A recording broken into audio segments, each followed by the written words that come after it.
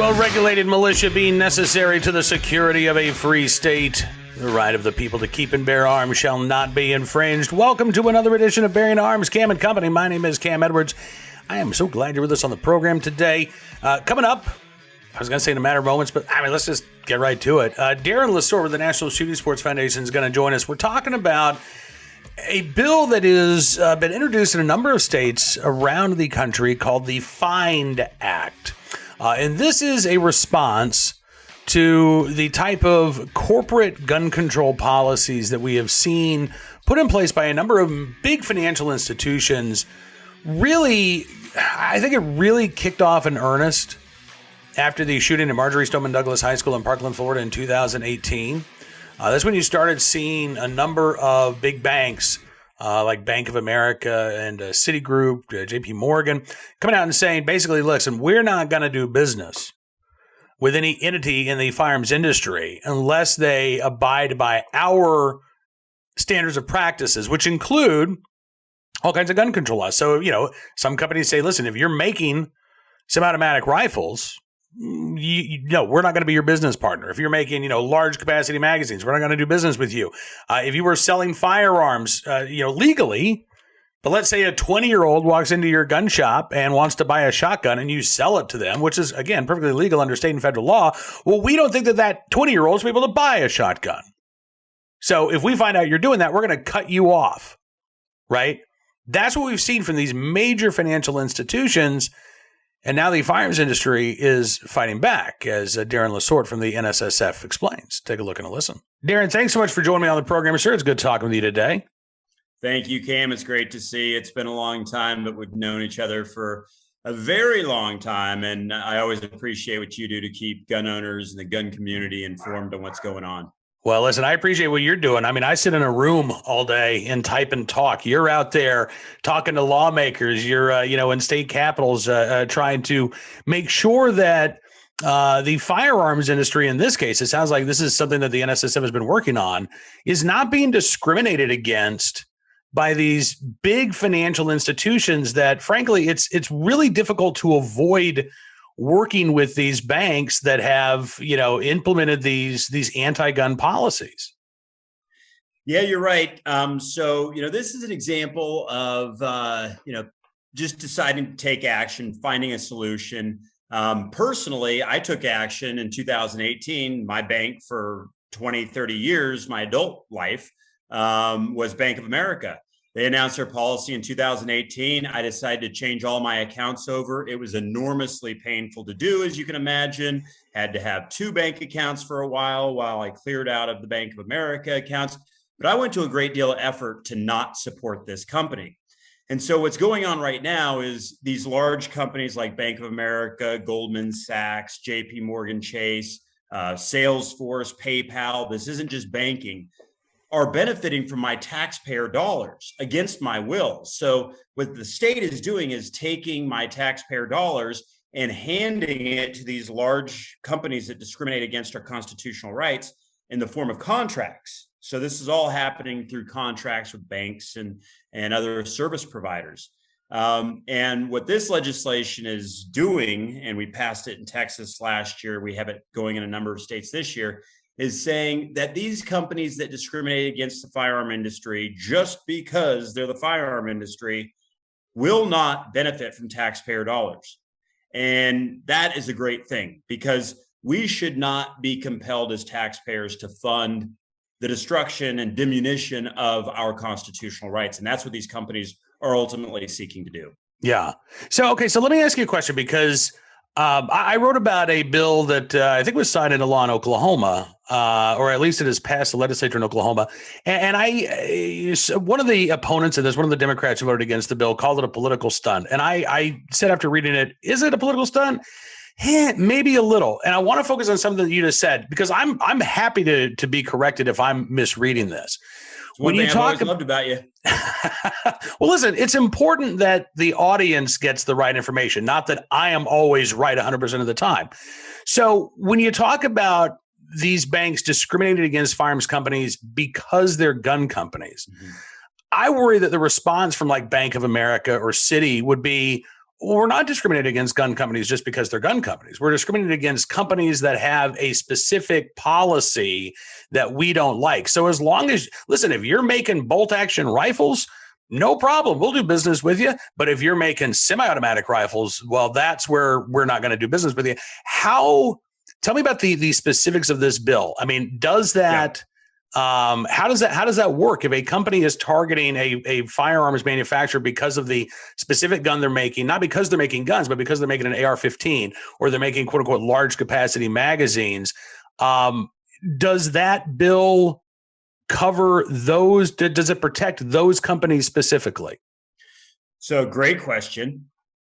It is a complicated field. You know, this is a complicated thing to get done. We've been working on it for about 2 years. I think we did it right in Texas. So Texas is the only state in the country that has this in law. The beautiful thing is that it's the 9th largest economy in the world if it were a country.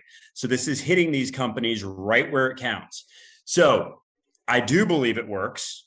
I believe that the best attorneys in the world believe it works. And that is because JP Morgan Chase, Goldman Sachs, Bank of America are all denying themselves billions of dollars of work right now in Texas because they know they have policies that discriminate against the gun industry in violation of the FIND Act. I can assure you that if these attorneys believed this legislation had loopholes and did not work, they would be going after those billions of dollars of taxpayer dollars in Texas. So I think that's the quick answer to your question. These banks are denying themselves huge deals because they believe the bill is effective. They know they have overarching policies of discrimination. And that's what really this bill is going after. It's not about a specific decision Citigroup decides to make with one FFL in Florida because that FFL doesn't have great, accounting practices or their bottom line isn't looking as good as it should. These companies have overarching policies that say, yeah, we're not going to work with this company because it makes scary looking MSRs or magazines that are actually appropriate for self-defense use because they hold more than 10 rounds. It's because they just don't want to do business. And so I'll give you an example. Citigroup right now in Texas is the one big bank that is trying to continue to work in the state, try to benefit from taxpayer dollars. And the only argument I can believe it's making is that basically what you said. We don't discriminate against all gun manufacturers. Or gun retailers. We discriminate against the ones that sell long guns, 20-year-olds and 19-year-olds and 18-year-olds. Even though it's legal under federal and state law, we discriminate against the gun dealers that sell magazines that hold more than 10 rounds. And we discriminate against gun dealers who might decide to go ahead and transfer a gun pursuant to federal and state law if the federal government's taken 25 days to approve the background check. These are all things that virtually every gun dealer in Texas does, especially those first two, selling standard capacity magazines and selling to 20, 19, and 18-year-olds long guns. So this is what gun businesses do. And that's what the legislation talks about is you can't discriminate against the gun industry. You can't discriminate against firearm retailers. And ultimately, it's for the sole reason that they are in the gun business. But doing all of what I just said is what gun businesses do. Right. So you can't have it both ways, because let's take it to the extreme, because we're having this conversation right now with the Attorney General in Texas. Let's take it to the extreme. Let's go ahead and say Bank of America comes out with a new policy that they'll only do work with members of the gun industry that make Brown Bess replicas. Well, we're pretty sure those don't exist. Oh, but we don't discriminate against everybody, just those who make guns that aren't Brown Bess replicas. They could be trying to bypass the law by having a policy like that, but obviously it would, in effect, discriminate against every gun manufacturer. Mm-hmm. So that's what Citigroup is basically arguing. We aren't discriminating against all, but they are. And all of these things are what gun businesses do. So Citibank's argument is not going to hold water. I believe the Attorney General is about to set them straight very soon here in Texas. Okay, so let me ask you real quick. I'm going to ask you just a quick question with a quick answer, because then I'm going to ask you a longer question that's probably going to have a longer answer. The Texas bill, if I understand correctly, that deals specifically with access to the municipal bond markets in the state, right? It does not. It deals with everything. It now deals with everything. Okay.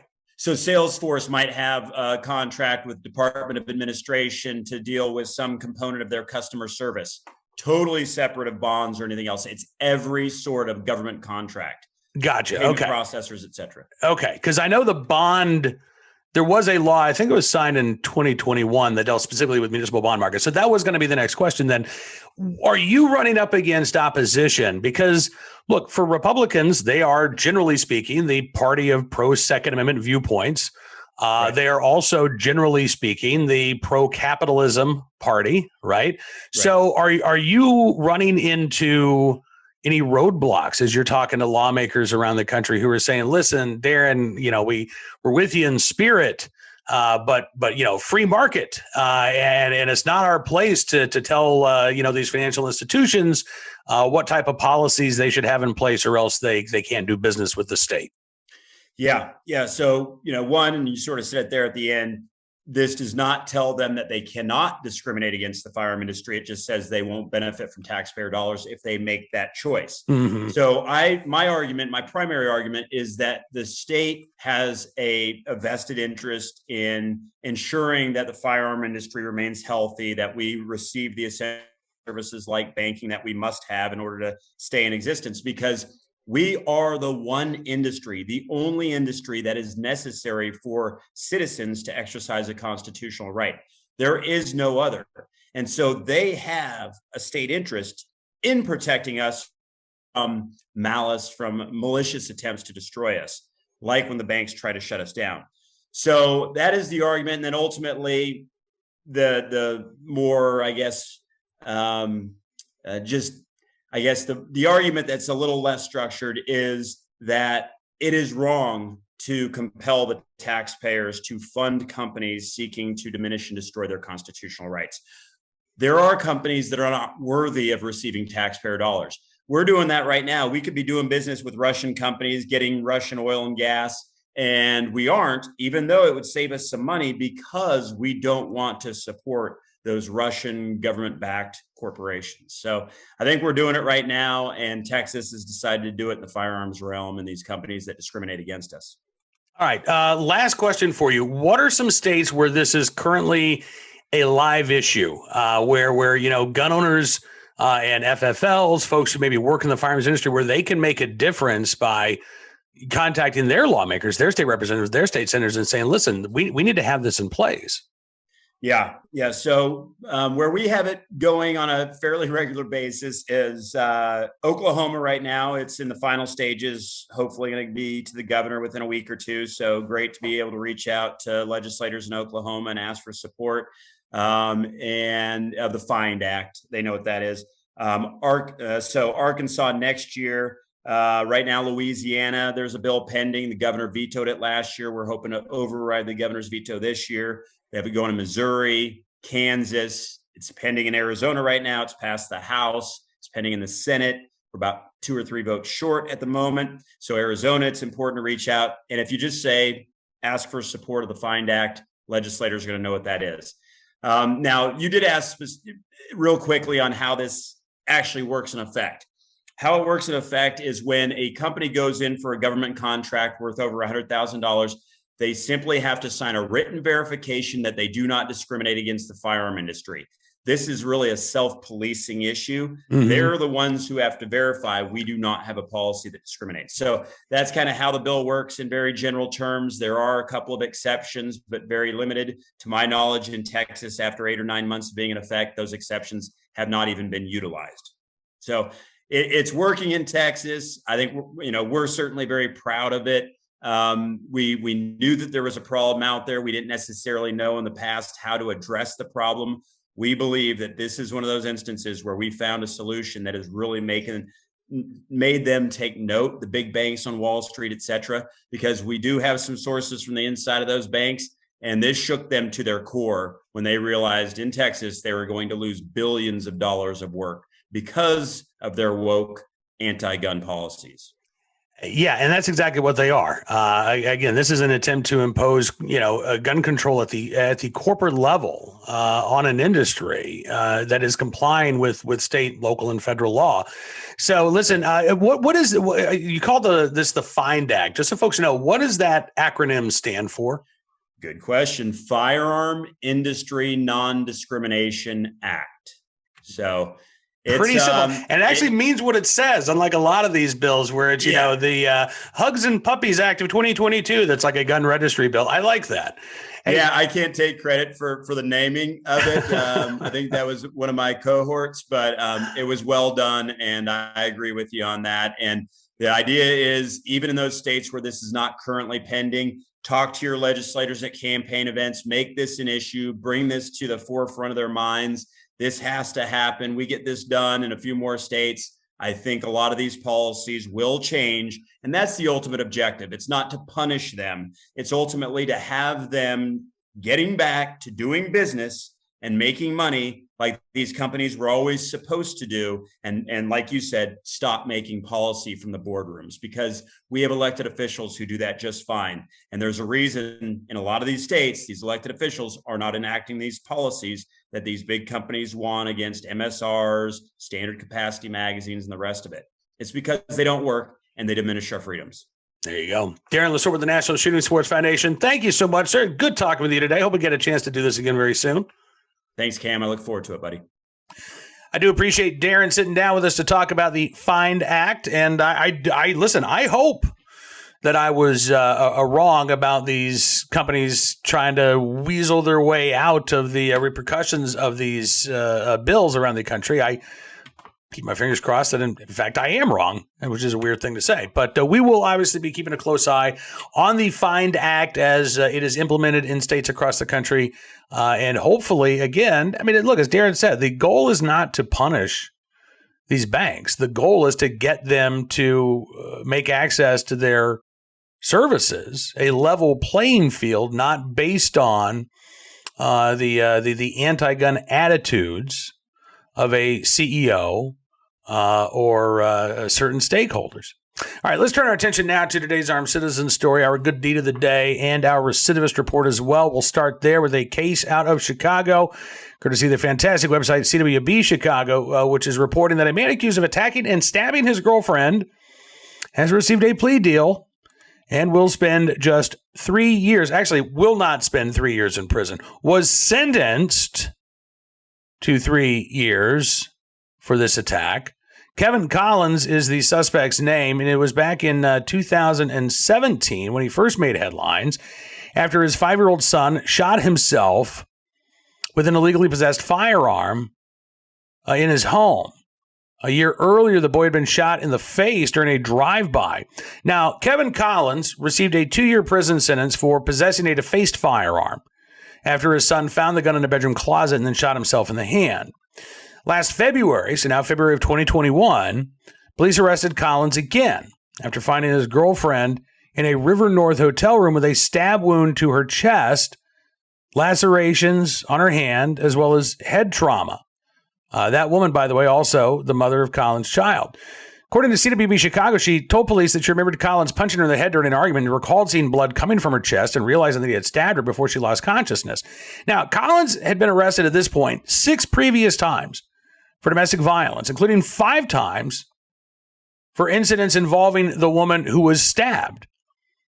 None of the cases, according to the assistant state's attorney who handled this most recent prosecution, none of those cases resulted in convictions because the victims either refused to sign complaints or they failed to appear in court. Prosecutors in this case charged Collins with attempted murder. And the judge, after hearing the allegations during a bail hearing last year, said that he, quote, poses a real and present threat to this victim and any female that he comes in contact with, as well as this community. Now, we don't know why a plea deal was reached with Collins. It could be that the victim in this case, once again, was expressing reservations about showing up to testify, in which case that makes the deal maybe a little bit more understandable. You got to go with what you've got. And if you don't have a key witness willing to testify that, yes, he stabbed me in the chest, what are the likely possibilities that you're going to be able to achieve a conviction? I don't know that that's the case. What we do know is that Collins and prosecutors did reach an agreement. And prosecutors dropped the attempted murder charge as well as 2 aggravated battery charges. And in exchange, Collins agreed to plead guilty to 1 count of aggravated domestic battery and received a 3-year sentence. The judge handed down that sentence, giving Collins credit for 342 days that he spent in jail, which means that Collins will be released in August of 2023 at the latest. Yeah.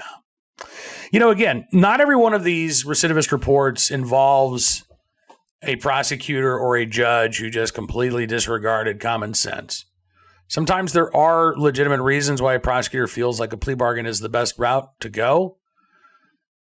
I would just say that if you are afraid of testifying, and I know that that's a legit fear that people have, if you're afraid of the potential consequences to yourself or to your family, if you speak up, you're maybe worried that, if your assailant gets convicted and is sent away, his associates may be out there willing to do you and your family harm. I mean, this is a legit concern, which is one of the reasons why we talk a lot at Bearing Arms about the need to bolster witness protection services as a way of fighting crime, as a way of reducing crime. But ultimately, as difficult as this choice is, I believe it comes down to the fact that if we are in a position to say something, to ensure that a violent offender receives consequences, even in this broken criminal justice system that we have, it is incumbent upon us to do our duty and to testify, to, again, ensure that there are consequences, because we can complain all we want about how broken this criminal justice system is. But when we're in a position to help apply some spackle or some wood putty, right? Not fix it entirely, but just help it out just a little bit. And we just allow the system to get worse. All right, today's armed citizen story, also from Chicago. And this is actually an update to a story from April. And it's a tragedy. It really is. A 14-year-old who was one of several suspects who tried to rob a retired Cook County Sheriff's officer has passed away from the injuries that he received after he was shot by that retired officer in self-defense. This was April 28th. The 60-year-old victim was walking to his car in Chicago when 3 men came up to him. One of them stuck a gun to his back. The other 2 stole his belongings. And the Chicago officer, again, fired at those suspects. One of the 3, 14-year-old, shot in the head, taken at the time to a local hospital in critical condition, and again, has since passed away. The other 2 robbery suspects were caught just a few blocks away. They have been arrested. No word on if they will be facing murder charges in connection with the death of their associate. The retired sheriff's officer was uninjured and was not charged because he was acting in self-defense. And while I'm glad that he is okay, again, the loss of a 14-year-old's life, a life that could have been turned around, it is tragic. It really is. I feel bad for his family. But again, we have to do what we can as parents to ensure, and we're not always going to be successful. You can have the greatest parent in the world, but sometimes kids are going to make their own decisions. But it is still incumbent on us, I believe, as parents, to try to instill in our kids the difference between right and wrong. And failing that, helping to teach them the law of survival, which is that you are much more likely to make it through a day if you don't try to rob someone of their stuff, if you don't threaten somebody else's life. Because in this world that we live in, when you pose a threat to somebody else's life or limb, guess what? They can act in self-defense, and you might be the one who doesn't make it home at the end of the evening. That is a message. I mean, that's a scary message, but I got to tell you, given the rise in juvenile crime we're seeing around the country, I think it is a message that some teens need to get. Finally, today, our good deed of the day from, let's see, where was this? Burlington, Massachusetts, is that right? I believe so. An attempted kidnapping in Burlington, reported by CBS Boston anyway. Caught on surveillance video. Now, the video itself, I have to say, I cannot show you, but I can tell you all about the attempted kidnapping. This was Sunday night around 8:20. Person called 911 to report a woman who was being dragged away by a man on Middlesex Turnpike. The caller could be heard asking the victim, do you know this guy? And she says, no. So the 911 caller, who was in their vehicle when they saw what was going on, and they had pulled over, suspect takes off when he sees that somebody was actually paying attention to what was going on. That person spoke to WBZ in Boston. They are choosing to remain anonymous. But the Good Samaritan said, I was screaming, get off of her, let her go. And she was just yelling. And as soon as I got out of my car, she ran towards my car. I got out and he was gone. Thankfully, again, the woman was saved and the Good Samaritan was unharmed. But I have to say, too, in this case, well, I'm very, very grateful and thankful for that armed citizen being in the right place at the right time and willing and able to do the right thing. That Good Samaritan is very, very lucky that the woman's attempted abductor was not armed and did not pose a threat to life or limb for the Good Samaritan, in addition to the woman who was trying to abduct. We don't know. Listen, maybe that Good Samaritan is a legal gun owner. Maybe they've got their license to carry. Maybe that's why they didn't have to use that firearm. Maybe that's why they felt compelled or felt like they were able to stop. But again, this is something I think a lot about because there are Good Samaritan stories that end in tragedy, unfortunately, where somebody tries to do the right thing but are unprepared to deal with the violent offender that they are trying to save someone from. So I would encourage you, as always, when you see somebody in need and you are in a position to help, please do. But again, I would also encourage people to be able to protect themselves at any given time, as is your constitutional right, because you never know when crime can strike. Now, that is going to do it for this edition of Bearing Arms. Cam and Company, I appreciate you being a part of the program. As always, we will see you back here tomorrow. Don't forget to check out BearingArms.com throughout the day for even more Second Amendment news and information that you should know about. And if you like what you see, you can always become a VIP subscriber. All you have to do is go to BearingArms.com/subscribe. See how easy we made that? Use the promo code GUNRIGHTS, all one word, and you can get a significant savings on your VIP membership. As our way of saying thank you for showing your support for the independent pro-Second Amendment journalism we do at Bearing Arms, we're going to give you exclusive content, news stories, analysis, stuff you won't find anywhere else, because your support does matter, and it does make a difference. Have a great rest of your Tuesday. Look forward to talking again tomorrow. Until then, be well, be safe, and be free.